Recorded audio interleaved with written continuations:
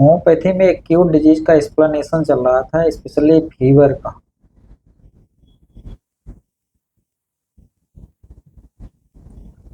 उसके रूट को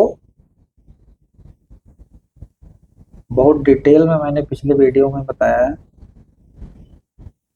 थोड़ा सा पार्ट बच गया था कि जैसे बहुधा केस में, फीवर के केस में होता है क्या है कि जो है चीजें रिवर्स हो जाती हैं ऑटोमेटिकली। मैं अपने प्रैक्टिस के अनुभव से बता रहा हूँ कि बहुत सारे केस में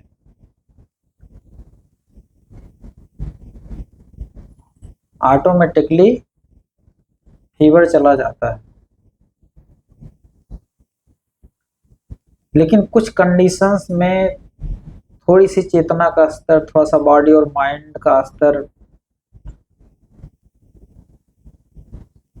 अगर ज्यादा डेविएटेड है तो फिर वहां पे प्रिस्क्रिप्शन करना पड़ता। तो जैसे होम्योपैथी का प्रिस्क्रिप्शन इंडिविजुअलिटी इसका बेस है।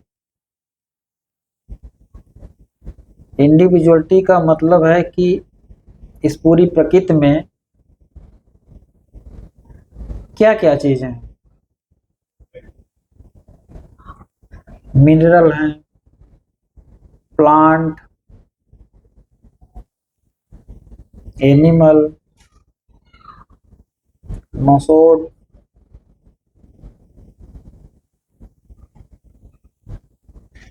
इन्हीं सब की मेडिसिन से बनी है।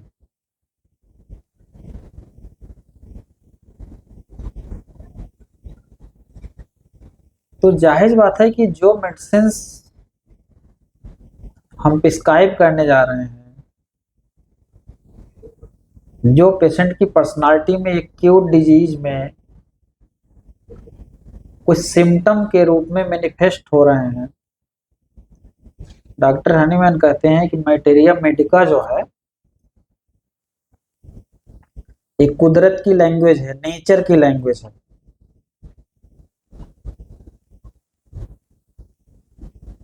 तो लैंग्वेज क्या है? भाषा। कोई चीज मिनरल है, एनिमल, प्लांट, एक बायोलॉजी हम लोगों ने पढ़ी तो क्लासिफिकेशन पढ़ा है, सबके क्लासिफिकेशन। तो क्लासिफिकेशन में सबके कैरेक्टरिस्टिक्स दिए गए हैं, जितने भी प्लांट अभी तक जाने गए, एनिमल जाने गए, उनके क्या कॉमन कैरेक्टर हैं, क्या अनकॉमन कैरेक्टर हैं। ऐसे मिनरल में हम लोग पढ़ते हैं कि जो भी जितने भी मिनरल अभी तक खोजे गए हैं तो उनके फिजिकल केमिकल प्रॉपर्टीज देखा जाए तो जितनी भी चीजें अभी तक पढ़ाई गई बायोलॉजी में, जूलॉजी में, केमिस्ट्री में, उसका ओरिजिनल यूज होम्योपैथी में है।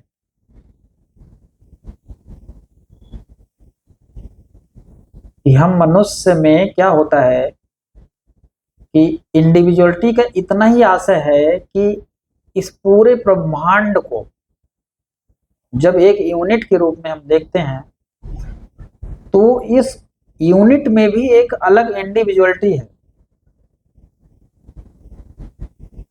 जैसे मेन सोर्स ऑफ एनर्जी एक है, जैसे एक दीपक को आप रख दीजिए और उसके चारों तरफ 3, 4, 5 या 7 कलर के ग्लास लगा दीजिए, तो उस अंदर पूरा प्रकाश दीपक का सिर्फ एक कलर का है, एक रंग का है। लेकिन उसके बाहर जब वो निकल रहा है तो अलग अलग ग्लास से उसके कलर के अकॉर्डिंग अलग अलग वो कलर ले ले रहा है। यही इंडिविजुअलिटी है कि जैसे हम मनुष्य हैं तो किसी में मिनरल्स की एनर्जी का प्रीडोमिनेंस है, किसी में एनिमल एनर्जी का प्रीडोमिनेंस है,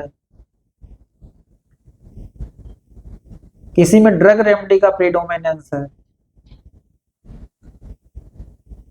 किसी में प्लांट रेमेडी का प्रीडोमिनेंस है। तो ये जब भी हमारी लाइफ में, ठीक है, कि ये एनर्जी कहीं से डिस्टर्ब होती है, हमारी चेतना डिस्टर्ब होती है, तो वो चाहे प्लांट, मिनरल, एनिमल, ये सारे चीज जो उसके कैरेक्टरिस्टिक्स हैं, पेशेंट में वो कैरेक्टरिस्टिक्स सिम्टम्स के रूप में देखे जाते हैं। कुछ कॉमन सिम्टम्स होते हैं जो बहुत सारी मेडिसिन जब प्रूव की जाती हैं तो कॉमन सिम्टम्स आते हैं, बहुत ज्यादा इंपॉर्टेंट नहीं है। जितना अनकॉमन की तरफ, मतलब ऐसे सिम्टम्स जो जिसमें बहुत कम दवाएं हैं, वो हमारी इंडिविजुअलिटी को सबसे ज्यादा इशारा करती हैं कि हमारी पर्सनालिटी का प्रीडोमिनेंस कहाँ है।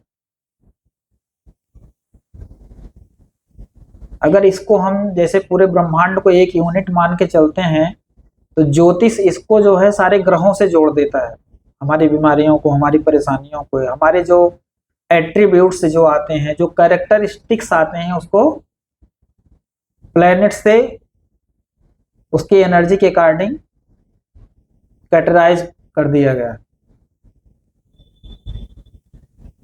किसी में शनि की ऊर्जा का प्रीडोमिनेंस है, किसी में शुक्र की ऊर्जा का प्रीडोमिनेंस है, किसी में मार्स का, किसी में मून का। तो सबके अपने अपने कैरेक्टरिस्टिक्स हैं, उसी कैरेक्टरिस्टिक्स से हम जो है उस पर्सनालिटी को समझ पाते हैं कि अच्छा इसमें प्रीडोमिनेंटली ये मेडिसिन से इंडिकेट हो रही है। जब उस रब्रिक को रिपर्टी से देखते हैं तो वहां पे फिर मेडिसिन को इंडिविजुअलाइज किया जाता है कि कौन सी मेडिसिन इसके एलिमेंट फॉर्म को, इसके अनकॉमन पिक्युलर सिम्टम्स के माध्यम से जब उसको इंडिविजुअलाइज करते हैं तो उसमें रेमेडी कुछ निकल के आती है, फिर उस मेडिसिन तक पहुंच करके उसका प्रिस्क्रिप्शन होता है। तो होम्योपैथी में अगर देखा जाए तो फीवर और हीट अगर हम डाल देते हैं रिपेट्री में, तो इसमें 3000 सिम्टम्स है। सोचिए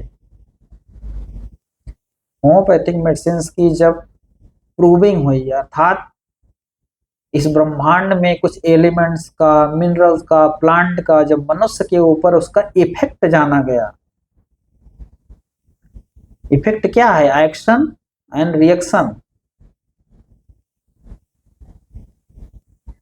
मतलब क्रिया और प्रतिक्रिया। आगे चल के जब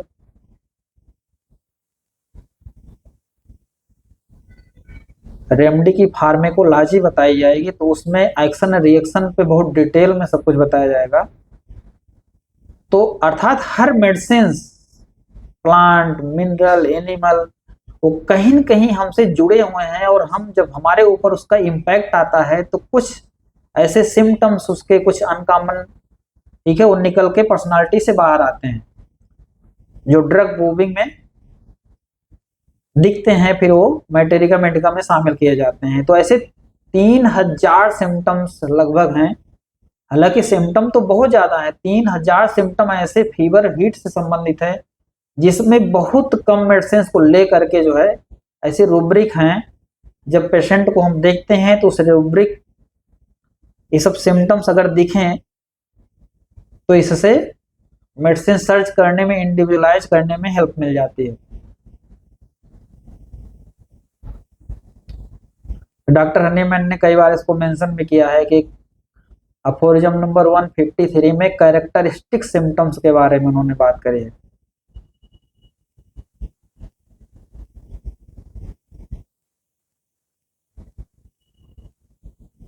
जनरल एंड अनडिफाइंड सिम्टम्स, ये भी 153 में बात हुई है। लेजर एसेसरी सिम्टम्स, कुछ सिम्टम ऐसे हैं जो थोड़ा सा कम है लेकिन सहायक है, वो भी सिम्टम्स इंपॉर्टेंट है। एसेसरी सिम्टम्स 181 में बताया गया है। Accidental symptoms, determinate symptoms.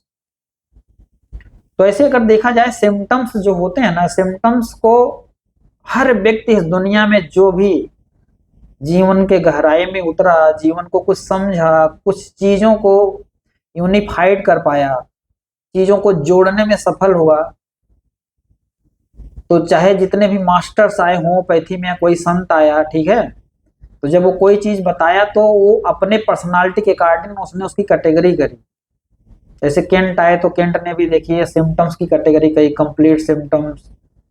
Complete symptom का मतलब होता है एक लोकेशन क्या है, कोई प्रॉब्लम अगर पेशेंट लेके आता है तो हम पूछते हैं लोकेशन क्या, कहाँ पे ज्यादा प्रॉब्लम्स हो रही है, क्या सेंसेशन आ रहा है अंदर से, फीलिंग्स क्या आ रही है, मोडेलिटी कौन सी है, मतलब कौन सी ऐसी चीजें हैं जो आपकी परेशानी को बढ़ा दे रहे हैं।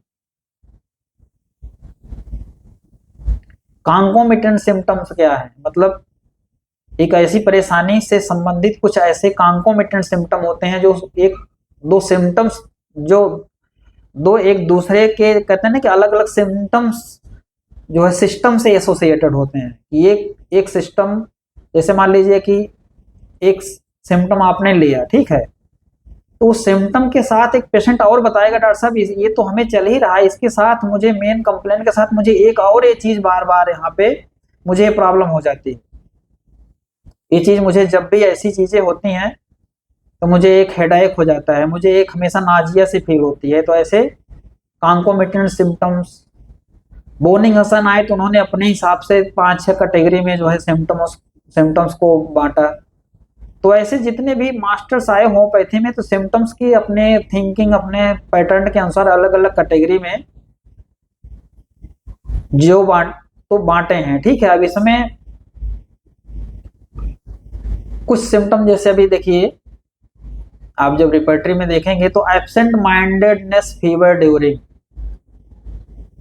Sulphur medicine, abusive insulting fever during typhoid, typhoid हुआ है, उस टाइफाइड में बंदा क्या कर रहा है, गाली दे रहा है, इंसल्ट कर रहा है। लाइकोपोडियम मेडिसिन पड़ी है। ये है इंडिविजुअलाइज करने वाले सिम्टम्स, जो नेचर की लैंग्वेज यही है। Antics play fever during, fever हुआ है, बच्चा उसमें एंटिक्स प्ले कर रहा है, बड़े बड़े उसके ख्याली पुलाव सो आ रहे हैं। Anxiety conscience of fever during, बुखार में बहुत ज्यादा उसको एंजाइटी कॉन्साइंस से भर गया कि सबकी केयरिंग, एक्स्ट्रा केयरिंग, हमारी वजह से कभी किसी को कोई प्रॉब्लम तो नहीं हो रही है। चैयोटिक बिहेवियर फीवर ड्यूरिंग, मतलब कुछ ऐसे बिहेवियर उसके हो रहे हैं, कोई चीज हाथ से गिर जा रहा है, कुछ ऐसी बात वो बोल दे रहा है जो मतलब एक रिदमिक नहीं है, जिसे चायोटिक बिहेवियर कहा जाता है। मेंटल और फिजिकल लेवल दोनों पे देखा जाता है।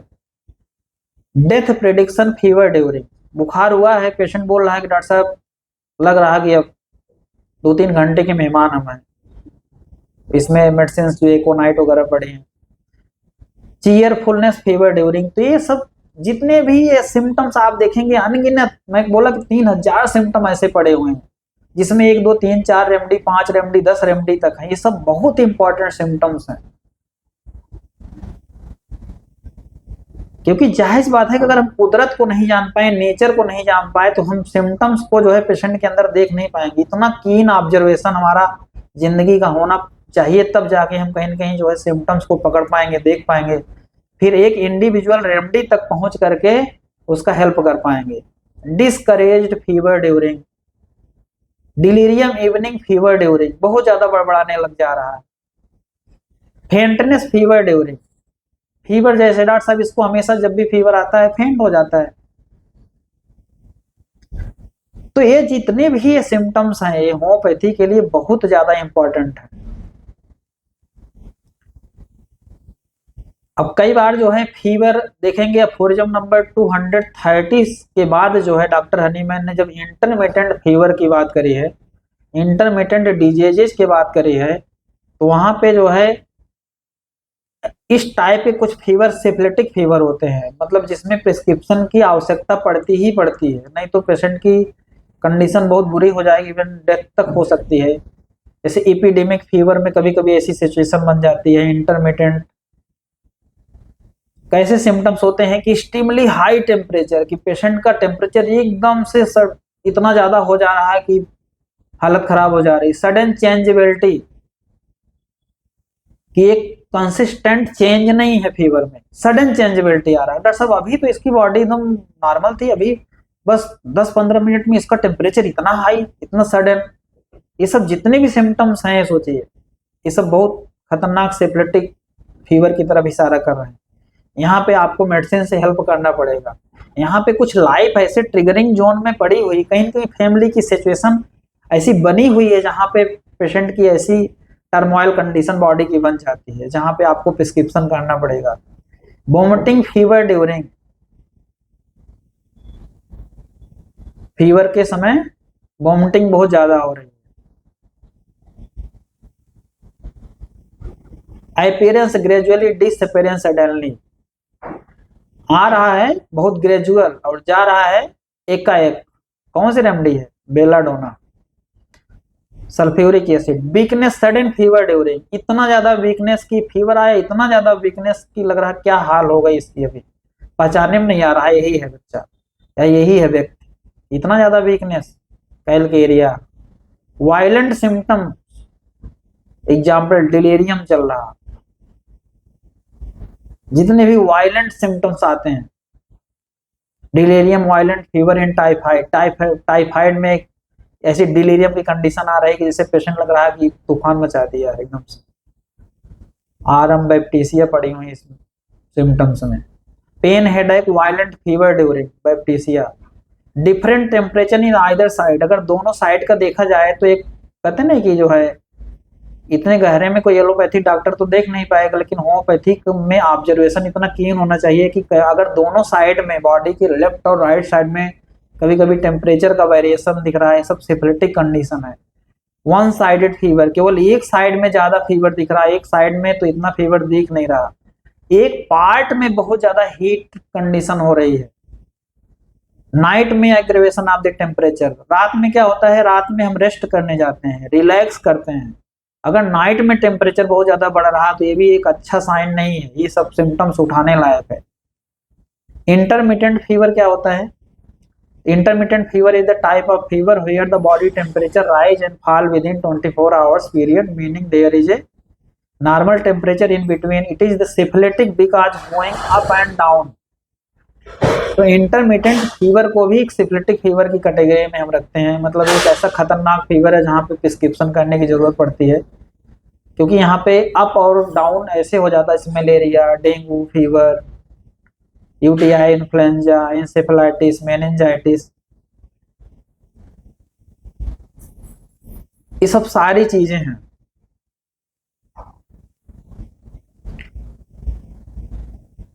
बस इतना ही पार्ट बचा हुआ था, बाकी फिलहाल जब इंटरमिटेंट डिजीज आएगी, जब आर्गनान में उसका एक्सप्लेनेशन होगा, तब वहां पे वो चीज और ज्यादा गहराई से जब उसको स्पिरिचुअलिटी से, ठीक है, साइंस से, एलाइड साइंस से जोड़ के बताया जाएगा, तो फिर सारी चीजें समझ में आएंगी। तो ये जो है एक्यूट डिजीज में फीवर को कैसे होम्योपैथी में हैंडल किया जाए, एक कंप्लीट एक्सप्लेनेशन था।